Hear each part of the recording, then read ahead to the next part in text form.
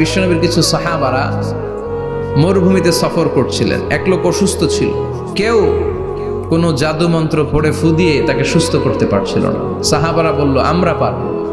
সবাই বলল, তোমরা বেদুইন, পারবা কেমনে? যাও মিয়া।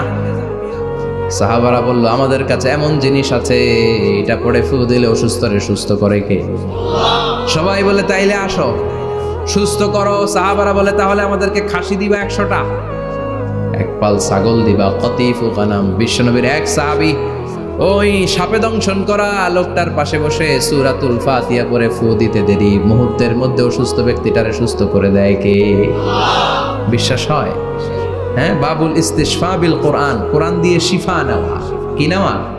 শিফা। অসুস্থ হয়েছেন, সূরা ফাতিহা পড়েন, সূরা ইখলাস পড়েন। বিশ্বনবীর হাতে একবার বিচ্ছু কামড় দিল, বিশ্বনবী সূরাতুল ইখলাস পড়লেন, সূরাতুল ফালাক পড়লেন, নাস পড়ে ফু দিলেন, ভালো করে দিল কে?